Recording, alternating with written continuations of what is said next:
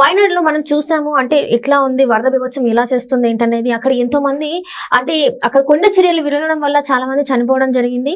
So దీని గురించి మనకి వివరించడానికి మనతో పాటు ఉన్నారు ప్రముఖ సినీ క్రిటిక్ దాసరి విజ్ఞాన్ గారు. నమస్కారం అండి. నమస్తే. చూస్తున్నాం మనం కేరళలో జరిగిన అంటే వాయనాడులో వరద బీభత్సం ఎలా చేస్తుంది, కొండ చర్యలన్నీ విరిగిపోయి చాలా మంది చనిపోవడం జరిగింది. అండ్ పిఎం గారు కూడా దానికి చెప్పారు, చనిపోయిన వాళ్ళకి 2 లక్షలు, ఇంజ్యూర్ అయిన వాళ్ళకి 50,000 కూడా డిక్లేర్ చేయడం జరిగింది ఎక్స్గ్రేషియా. సో అసలు ఏంటి అంటే ఇప్పుడు అక్కడ రెస్క్యూ టీం ఎంతమందిని కాపాడుతుంది, అసలు ఎలా ఉండిపోతుంది అక్కడ? 2019లో కూడా సేమ్. ఎప్పుడు 2018 కేరళ వరదల గురించి మళ్ళీ మాట్లాడదాం. 19లో ముండక్కై, చురల్మల, అట్టమల, నూల్పుజ ఈ 4 ప్రాంతాల్లో కూడా సేమ్ ఇలాగే కొండ చర్యలు విరిగిపడ్డాయి. అప్పుడు కూడా ఒక 52 మెంబర్స్ వరకు చనిపోయారు. ఇంకా చాలా కొంతమంది గల్లంతయ్యారు, కొంతమంది రక్షింపబడ్డారు. ఇప్పుడు కూడా వాయనాడులో వరుసగా కురుస్తున్న వర్షం. అండ్ మళ్ళీ ఇంకోటి చెప్పుకోవాలి, వాయనాడ్, కోజికోడ్ అండ్ ఈ ఏరియాలలో ఇంకా ఆల్మోస్ట్ ఈరోజు రేపు కూడా వర్షాలే ఉన్నాయి. ఈరోజు రేపు కూడా ఆల్మోస్ట్ మలప్పురము, కాజర్గోడ్, వాయనాడ్ అండ్ ఈ ఏరియాలలో. కోజిగోడ్ అంటే అప్పట్లో ఆ ఎయిర్పోర్ట్ చాలా భయంకరంగా ఉంటుంది, కొండపైన ఉంటుంది. అప్పట్లో ఒక విమానం అట్లా వెళ్ళి పడిపోయింది, గుర్తుందా? కోజిగోడ్ ఎయిర్పోర్ట్ ఆ ఏరియా. మొత్తం ఈ రోజు రేపు కూడా వర్షాలు ఉన్నాయి. మరి వాళ్ళు ఎలా ఉంటారో తెలియదు. బట్ ఇప్పుడు ఏం జరిగిందంటే బీభత్సమైన వర్షాలకి ఆ కొండ చర్యలన్నీ విరిగిపడి సుమారు ఒక 100 మంది వరకు ప్రాణాలు కోల్పోగా 250 మందిని రక్షించారు. ఇంకో 100 మంది 200 మంది గల్లంతై ఉంటారని అనుకుంటున్నారు. జస్ట్ వెతగ్గా ఒక్కొక్క శవం బయటపడుతుంది. అటు ఎంతమంది కొట్టుకుపోయారు, ఎంతమంది పడిపోయారో తెలియదు. కొండ చర్యలు అయితే అలా విరిగిపడ్డాయి. బేసికల్లీ వాయనాడ్ అనే కాదు, మున్నార్ వెళ్ళినా లేకపోతే ఇంకొన్ని ప్రదేశాలు ఉన్నాయి, మనాలి సైడ్ వెళ్ళిన, ఊటీ సైడ్ వెళ్ళిన అండ్ ఈ కాజర్గోడ్ కూడా కూనూరు ఇటువైపు వెళ్తూ ఉంటే అటు ఇటు పెద్ద కొండలు ఉంటాయి, రోడ్ అలా వెళ్ళుద్ది. అండ్ అది మనకు చెప్పలే. కొడైకెనాల్ కూడా అంతే, లైక్ ఘాట్ వే అంటున్నారు మీరు. ఘాట్ వే లాగా, బట్ ఘాట్ రోడ్ వేరు. మళ్ళీ కొన్ని ఘాట్ అడవిల మధ్యలోకి వెళ్ళి అట్లా వెళ్తా ఉంటాయి, అంత ప్రమాదంగా ఉండవు. ఇది నిత్యం ఎక్కడో వాటర్ ఫాల్స్ వస్తానే ఉంటాయి, పైన ఎక్కడ కురుస్తాయి ఏమొస్తుంది ఎప్పుడు నీళ్ళు పోతానే ఉంటాయి. ఇప్పుడు మున్నార్ కూడా అంతే, మున్నార్ వెళ్ళి వస్తావా ఎప్పుడు ఏదో దగ్గర చిన్నగానే సరే అట్లా వాటర్ ఫాల్ వస్తూ ఉంటుంది. పైన ఎక్కడున్నాయో నీళ్ళు తెలియదు, ఎక్కడ స్టోర్ అయి ఉన్నాయో తెలియదు, ఎటు నుంచి పడుతున్నాయో తెలియదు. వర్షం అంతా ఇంకా ఎక్కువ వస్తానే ఉంటుంది ధారగా, బీభత్సంగా. అప్పుడు ఏంటంటే కొండ ప్రాంతాన్ని నువ్వు అక్కడ వరకు మడిచి రోడ్డు వేసావు, కరెక్టే. ఇదంతా మట్టే, రాయి కాదు. రాయి ఉన్న కొండలే ఇంకా అది కూడా ప్రమాదమే. కానీ మట్టి కొండ ప్రాంతాల్లో ఏమవుతాయంటే పైన అదంతా మట్టే కదా, ఇరిగిరిగి పడతానే ఉంటాయి ముక్క ముక్క ముక్క. నువ్వు ఇంత కోసావు, ఇప్పుడు ఇసుకని ఇలా పేర్చు, ఇక్కడ నుంచి రోడ్ అయి తెలియకుండా ఇట్లా ఇట్లా పడతానే ఉంటుంది. అది బేసిక్ ప్రకృతి అది అంతే, దాన్ని నువ్వేం చేయలేవు. మనం టన్నెల్స్ కూడా నిర్మించుకున్నాం, కానీ కొన్నిసార్లు అవి కూడా ప్రమాదమే. ఎప్పుడు ఆ టన్నెల్ ఇలా విరిగిపడుతుందో తెలియదు, అలాగే ఉంటాయి.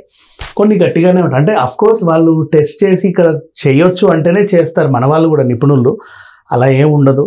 కానీ రోడ్డు మార్గం మాత్రం ఆ కొండను ఆనుకొనే వెళ్తూ ఉంటాయి కదా, పర్యాటక ప్రాంతాలు అంటాము. అట్లా వెళ్తుంటే ఎంజాయ్ చేస్తాం. ఆ పక్క నుంచి వెళ్ళలేం, ఈ పక్క నుంచేమో ఇది భయం, కొంచెం అటైనా పడిపోతుందేమో అని.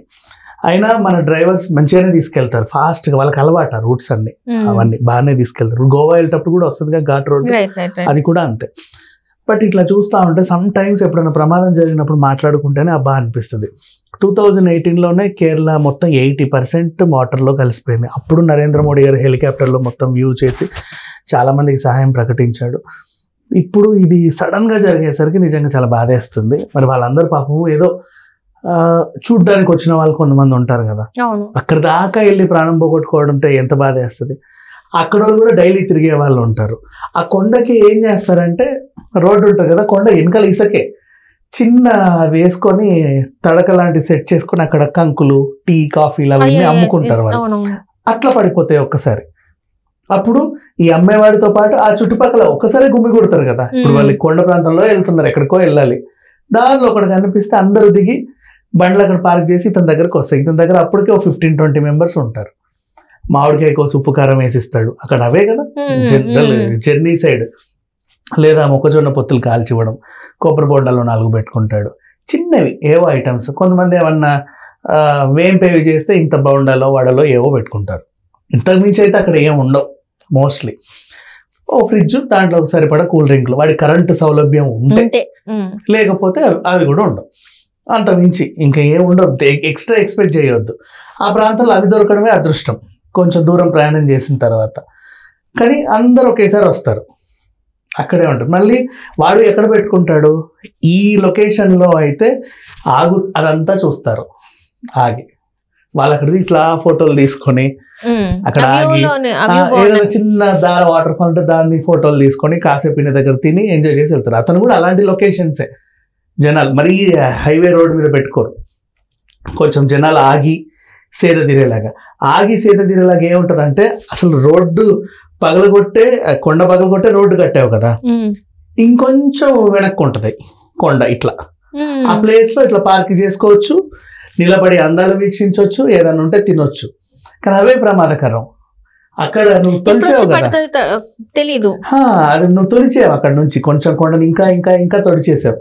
ఆ పైనుంచి ఎప్పుడు ఏదవుతుందో తెలియదు. సో అలా వర్షాలు ఇంకా బీభత్సంగా కురుస్తానే ఉన్నాయి. ఆ కొండ చర్యలన్నీ విరిగిపడ్డాయి, రోడ్డు అంతా ధ్వంసం అయిపోయింది. చనిపోయిన వాళ్ళకైతే 2.5 లక్షలు 2 లక్షల ఎక్స్గ్రేషియా అండ్ 50,000 ఫర్ హూ, అంటే ఏదైనా చిన్న చిన్న గాయాలు పడి ఉన్న వాళ్ళకి. మరి చాలా మంది అంటారు ఇంజూర్డ్ వాళ్ళకి ఇంత ఇస్తారు, చనిపోయిన వాళ్ళకి ఇంత ఇస్తారని. కానీ కాలు పోగొట్టుకుంటారు, చెయ్యి పోగొట్టుకుంటారు, వాళ్ళని కూడా ఇంజూరీ లెక్కల కిందే రాస్తారు. నీకు చిన్నగా రాసుకుపోయినా గీసుకుపోయినా కూడా ఇంజూరీ కిందే రాస్తారు. వాళ్ళకి అట్లా ఉంటుంది. ఇంకా ప్రాణం పోతే దాన్ని ఏం చేయలేము. 2 lakhs అది ఏం చేస్తారు, వాళ్ళకి ఇచ్చినంత మాత్రాన ప్రాణం అయితే తిరిగి రాదు. బట్ అలా అని వీళ్ళు ఈ ప్రభుత్వంలో ఇలా జరిగింది అలా జరిగిందని ప్రతిపక్షాలు అంటే మాత్రం అసలు సెట్ అవ్వదు. ఎందుకంటే అది ప్రకృతి, ఎప్పుడు వర్షం వస్తుంది, ఎప్పుడు ఏమొస్తుందో మనం చెప్పలేము. నీ ప్రభుత్వం ఉన్నా జరిగేది ఇలాగే ఉంటది, ఎవరి ప్రభుత్వం ఇలాగే ఉంటది. కేరింగ్ కూడా తీసుకుంటానే ఉంటారు, కానీ ఆ ఏరియాని మనం ఏం చేయలేం. అంటే కొండ చర్యలు పడిపోయేది అనేది అది గవర్నమెంట్ సంబంధం లేదు. ఖచ్చితంగా అటు ప్రయాణించాలి. కాకపోతే ఏంటి, వర్షాకాలంలో ఎప్పుడైనా ఇలాంటి ప్రమాదాలు జరుగుతాయి, ఏదన్నా అవుతుంది అనే టైంలో కొంచెం అటువైపు వెళ్ళనీయకుండా ఉంటే బెటర్. ఇప్పుడు గోవా కూడా అంతే, వర్షంలో రోడ్ క్లోజ్ చేయాలంటున్నారా, బెటర్ కదా. అంటే ఆ టైంలో కొంచెం రాకపోకలు తగ్గిస్తే మంచిది. టూరిజం తగ్గి వాళ్ళు పోని, ఊరోళ్ళు పోని, జనాలు పోకుండా అయితే ఉండరు. అటు ఖచ్చితంగా ఇటు ఖచ్చితంగా వెళ్ళాలి. కానీ ఆ టైంలో కొంచెం తగ్గించు. ఇంట్లో వాళ్ళు బయటికి రాకుండా అని చెప్పు, వాళ్ళు రారు.